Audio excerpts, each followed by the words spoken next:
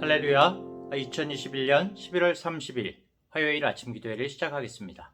오늘도 하나님의 귀한 말씀을 묵상하고 또 기도하고 오늘 하루 주님의 말씀을 살아내는 우리 귀한 성도님들 되시기 바랍니다. 오늘 말씀은 사사기 14장 1절부터 20절까지의 말씀입니다. 삼손이 딥나에 내려가서 거기서 블레셋 사람의 딸들 중에서 한 여자를 보고 올라와서 자기 부모에게 말하여 이르되 내가 딥나에서 블레셋 사람의 딸들 중에서 한 여자를 보았사오니 이제 그를 맞이하여 내 아내로 삼게 하소서 하매 그의 부모가 그에게 이르되 내 형제들의 딸들 중에나 내 백성 중에 어찌 여자가 없어서 네가 할례 받지 아니한 블레셋 사람에게 가서 아내를 맞으려 하느냐 하니 삼손이 그의 아버지에게 이르되 내가 그 여자를 좋아하오니 나를 위하여 그 여자를 데려오소서 하니라. 그때 블레셋 사람이 이스라엘을 다스린 까닭에 삼손이 틈을 타서 블레셋 사람을 치려 함이었으나 그의 부모는 이 일이 여호와께로부터 나온 것인 줄은 알지 못하였더라. 삼손이 그의 부모와 함께 딥나에 내려가 딥나의 포도원에 이른즉 젊은 사자가 그를 보고 소리 지르는지라. 여호와의 영이 삼손에게 강하게 임하니 그가 손에 아무것도 없이 그 사자를 염소 새끼를 찢는 것 같이 찢었으나 그는 자기가 행한 일을 부모에게 알리지 아니하였더라. 그가 내려가서 그 여자와 말하니 그 여자가 삼손의 눈에 들었더라. 얼마 후에 삼손이 그 여자를 맞이하려고 다시 가다가 돌이켜 그 사자의 주검을 본즉 사자의 몸에 벌떼와 꿀이 있는지라. 손으로 그 꿀을 떠서 걸어가며 먹고 그의 부모에게 이르러 그들에게 그것을 들여서 먹게 하였으나 그 꿀을 사자의 몸에서 떠왔다고는 알리지 아니하였더라. 삼손의 아버지가 여자에게로 내려가매 삼손이 거기서 잔치를 베풀었으니 청년들은 이렇게 행하는 풍속이 있음이더라.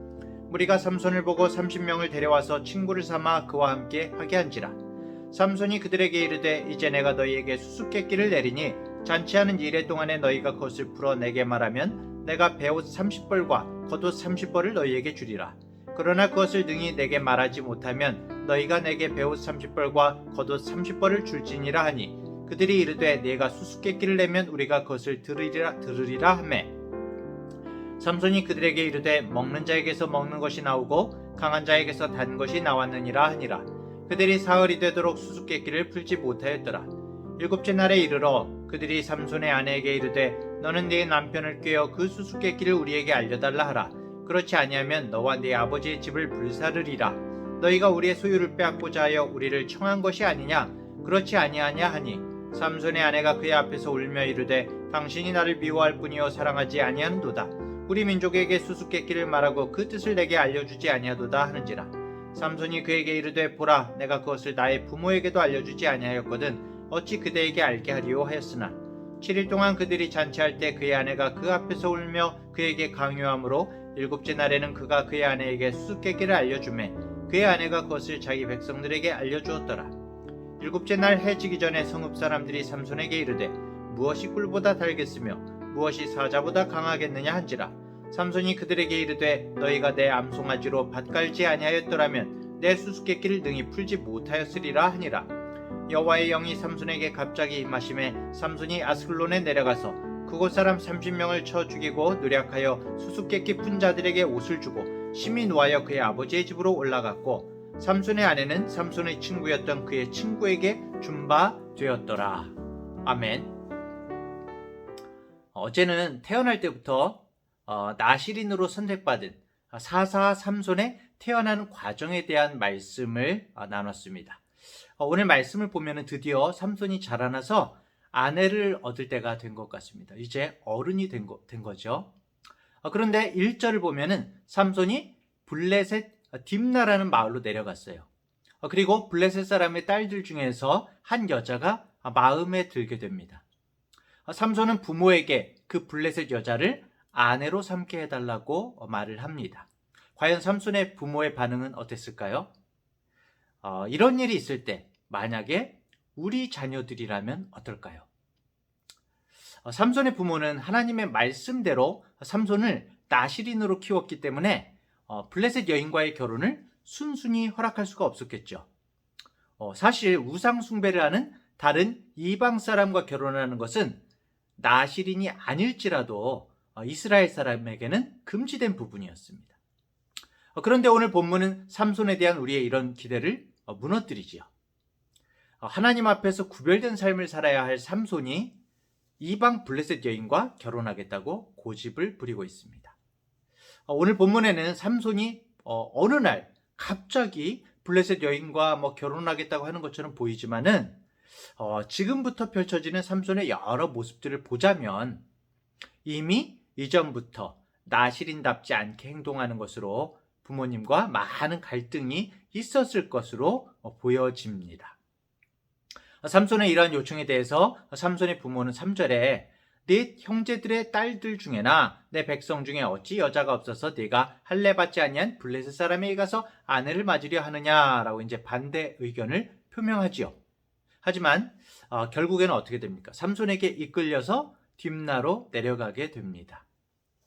성도 여러분, 자식 이기는 부모 없다는 논리가 그대로 우리 신앙인에게도 적용되어야 될까요?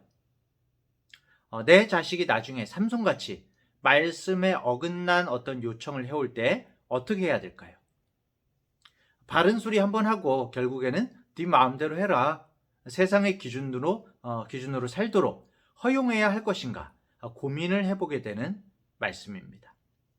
우리들도 자식을 말씀으로 키우려고 노력하지만 때때로 기대를 저버리는 이 자식에 대한 낙담과 자책감으로 고민하고 또 자녀를 위해서 기도하지만 계속 잘못된 길을 가려고 하는 그런 모습에 실망하는 우리 부모님들도 있을 것이라고 생각을 합니다.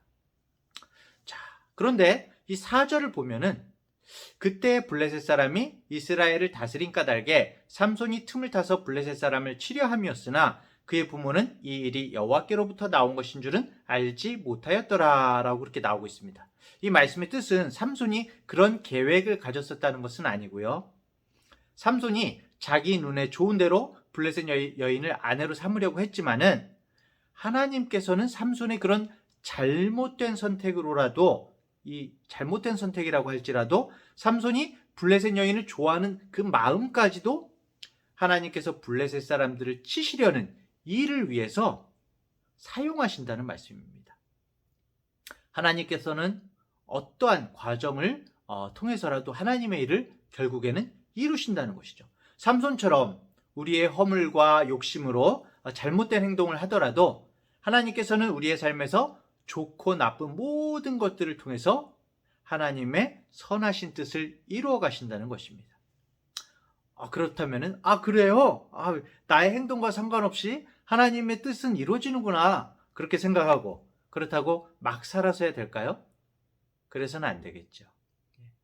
하나님께서는 우리를 통해 하나님의 계획을 이루어 가시지만 우리가 하나님의 복된 도구로 쓰임을 받는지 아니면은 어쩔 수 없는 버려지는 도구가 될지를 생각해야 되겠죠. 우리가 정말 하나님의 은혜를 깨닫고 말씀 가운데 바른 선택을 하고 하나님을 바라보면서 나아가는 자세를 가질 때에 주님 안에서 기쁨과 감사의 도구로서 살아갈 수가 있는 것입니다. 자, 결국 모든 것이 우리의 생각과 계획대로 되지는 않습니다. 우리는 하나님의 은혜를 구하면서 바른 길로 갈 수 있도록 특히 우리의 자녀와 또 나 자신을 위해서 기도해야 되는 것이죠. 결국 삼손은 자기가 좋아하는 블레셋 여인을 부모님에게 보여주고자 함께 블레셋 땅 딥나로 내려가게 됩니다. 그런데 딥나에 도착한 삼손은 사실은 또 이런 일이 있죠. 나실인이기 때문에 포도주나 포도밭 근처에는 얼씬도 하지 말아야 되거든요. 사실은 이제 나실인은 술만이 아니라 사실은 포도로 만든 모든 음식에 사실은 가까이 하지도 않을 정도로 철저하게 나실인들은 그 자신의 모습을 지켰습니다. 근데 그런 포도원에 들어갔다가 젊은 사자를 만나게 되거든요. 하나님의 벌을 받게 될까요? 삼손이 어떻게 될까요? 6절을 보면 여호와의 영이 삼손에게 강하게 임하니 그가 손에 아무것도 없이 그 사자를 염소 새끼를 찢는 것 같이 찢었으나 그는 자기가 행한 일을 부모에게 알리지 아니하였더라 라고 그렇게 말하고 있습니다. 아니 어떻게 된 걸까요? 왜 하나님의 영이 삼손에게 강하게 임한 것일까요? 삼손이 뭘 잘해서 하나님께서 도우신 걸까요? 아닌 것 같죠. 이것은 앞으로 삼손을 통해서 하나님께서 하실 일에 대한 어떤 미리 보기인 것이죠. 빈손으로 젊은 사자를 죽이는 이 사건이 훗날에 블레셋을 쳐부수는 사건에 대한 예고편이 되는 것입니다. 자, 그렇다면은 자신의 잘못에도 사실은 지금 삼손이 잘못한 것이거든요. 자신의 잘못에도 하나님께서 이런 역사를 보여주신다면 우리는 어떻게 해야 될까요?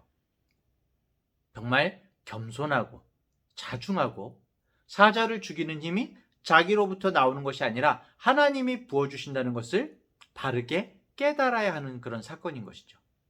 하나님께서는 우리들의 잘못된 선택과 어떤 모습들 가운데도 은혜로 계속해서 우리에게 보여주시고 말씀해 주시거든요. 이럴 때 정말 우리는 우리에게 일어나는 모든 일들을 하나님의 메시지로 듣고 하나님의 사인으로 볼 수가 있어야 하는 것입니다. 이런 작은 일들을 통해서 하나님이 함께 하심을 나에게 정말 말씀하고 계시구나, 이 말씀하심을 깨닫지 못한다면은 훗날에 하나님의 더 큰 역사를 통해서도 하나님께서 함께 하심을 깨닫지 못하게 되는 것이죠. 사실 삼손은 나실인으로서 포도원 근처에는 얼씬거리지 말아야 되고 사자의 죽은 시체도 만지지 말아야 됩니다. 그런데 삼손은 또 나실인이 하지 말아야 할 일을 한 것이죠. 점점 나실인으로서의 바른 모습을 잃어가는 삼손의 모습을 볼 수가 있습니다. 그런데 삼손의 잘못된 모습이 여기서 끝나는 것이 아닙니다. 삼손이 블레셋 여인과 결혼을 하게 되고 결혼식 이제 피로연을 열게 되는데 삼손이 7일 동안 잔치를 베풀고 흥이 나서 수수께끼를 내게 됩니다. 옷 60벌을 걸고 수수께끼를 내죠. 근데 15절을 보면은 일곱째 날에 이르러 그들이 삼손의 아내에게 이르되 너는 네 남편을 꾀어 그 수수께끼를 우리에게 알려달라 하라. 그렇지 아니하면 너와 네 아버지의 집을 불사르리라. 너희가 우리의 소유를 빼앗고자 하여 우리를 청한 것이 아니냐. 그렇지 아니하냐 하니라고 이렇게 나오고 있습니다. 결국 이 블레셋 사람들이 삼손의 아내를 이용해서 그 수수께끼를 풀게 되죠. 이번에도 삼손의 이 섣부른 수수께끼 장난은 실패로 돌아가고 말았지만은 어떻습니까? 하나님은 오히려 이 실패를 블레셋 사람들을 치시려는 어떤 방법으로 사용하시죠. 19절과 20절을 보면 하나님의 영이 임한 삼손이 블레셋의 아스글론이라는 도시로 내려가서 30명을 죽이고 옷을 빼앗아서 딥나로 와서 수수께끼를 맞춘 사람들에게 옷을 주게 됩니다. 삼손은 자기 눈에 보기에 좋은 대로 하다가 뜻대로 되지 않았지만 그럼에도 하나님의 영이 삼손을 통해서 역사하셨습니다. 삼손의 실패를 오히려 블레셋 사람을 치시는 방법으로 사용하시는 하나님이신 거죠. 우리 인간의 성공과 실패가 결코 하나님의 섭리를 방해할 수가 없다는 것입니다. 하나님께서 블레셋을 치기로 작정하셨다면 블레셋 사람들이 수수께끼를 풀었든지 못 풀었든지 간에 아무런 상관이 없는 것이죠. 사실 삼손은 그저 자기 눈에 좋게 보였던 블레셋 여인과 결혼해서 살려고 생각했지만 하나님은 삼손을 그냥 그렇게 살도록 내버려 두시지 않았습니다. 오히려 삼손이 블레셋 사람들과 싸우게 됨으로써 하나님이 원하시는 일을 하도록 만드신 거죠. 비록 삼손이 결과적으로 하나님의 도구로 사용이 되었지만 어떤 도구였습니까? 복 있는 도구였습니까? 아니면 버려지는 도구였습니까? 글쎄요. 하나님께서 계속적으로 삼손에게 깨달으라고 보여주셨지만 삼손이 하나님께 전적으로 자신을 내어드리고 맡기지 못했기 때문에 하나님과의 바른 교제에서 오는 영적인 평안을 누리지는 못한 것으로 보여집니다. 사랑하는 대학교의 성도 여러분, 삼손의 어긋난 이런 삶도 결과적으로는 블레셋으로부터 이스라엘을 해방시켜 주시려는 하나님의 섭리하심이었다는 이 사실 앞에서 특별히 아까 전에 이제 부모와 자식 얘기를 했죠. 부모된 우리는 하나님께서 우리 가정에 선물로 주신 우리 자녀를 향한 하나님의 섭리하심이 있다는 사실에 대해서 한치의 의심을 하지 말아야 할 것입니다. 우리 자녀가 정말 우리가 지금 현재 우리가 기대하는 모습과 다른 모습을 보일지라도 그런 가정이 있다면 더 나아가 세상 향락에 푹 빠져서 하나님을 잊고 있다고 할지라도 우리 자녀를 향한 하나님의 섭리하심이 분명히 있음을 믿고 자녀를 위해 하나님께 정말 기도할 수밖에 없는 것입니다. 마음을 다해서 기도해야 됩니다. 하나님의 때가 되었을 때 하나님께서는 분명히 우리 자녀를 하나님의 도구로 사용하실 것입니다. 우리의 기도가 그냥 떨어지지 않을 것입니다. 이것은 비단 자녀에게만 국한되는 것이 아니라 사랑하는 배우자, 모든 가족들, 내 주변의 친구들, 우리 주변에 있는 모든 지체들, 이웃을 향한 주님의 섭리하심이 있다는 결론을 우리가 생각하게 됩니다. 하나님 안에서 우연은 없는 것이죠. 모든 것은 하나님의 손안에 있습니다. 이런 관점에서 우리 주변을 살펴볼 때 우리가 살고 있는 이 모든 구석구석에 하나님께서 역사하고 계심을 우리가 느낄 수 있게 되고, 결국 사람의 관점에서는 아무리 암울하고 정말 아무것도 안 되는 그런 상황처럼 보일지라도 지금 이 순간에도 그 어두운 곳을 향하신 하나님의 섭리하심이 있기에 우리는 소망을 가질 수가 있는 것입니다. 오늘 이 하루도 하나님께 우리 자신을 온전히 내어드리고 맡기시기를 바랍니다. 측량할 수 없는 하나님의 섭리와 은혜 속에서 영적인 평안을 누리는 우리 하루가 되시기를 간절히 축원합니다. 기도하겠습니다. 하나님 아버지, 우리의 굽은 것을 통해서도 하나님의 뜻을 이루어 가시는 하나님 아버지, 우리의 허물과 잘못된 행동조차도 하나님의 선하신 뜻을 이루어가는 도구로 사용하시는 하나님의 측량할 수 없는 은혜와 뜻에 정말 감사를 드립니다. 삼손을 나시린으로 택하신 하나님께서 그의 잘못된 삶조차도 하나님의 역사를 만들어가는 도구로 삼아주셨음을 오늘 본문을 통해서 살펴보았습니다. 주님, 우리의 시선을 한순간도 하나님으로부터 흩어지지 않도록 붙들어 주시옵소서. 특별히 우리 자녀들을 붙들어 주시옵고 이들이 주님 안에서 온전한 주님의 도구로 세워져갈 수 있도록 주여 인도하여 주시옵고 우리들의 기도가 계속적으로 주님 앞에 올라가기를 간절히 소원합니다. 오늘 우리에게 주어진 이 하루도 하나님께서 우리 자신을 정말 온전히 내어드리며 하나님의 선하신 뜻과 은혜 가운데 영적인 평강을 누리는 한 날이 되게 하여 주시옵소서. 감사드리며 예수님의 이름으로 기도합니다. 아멘.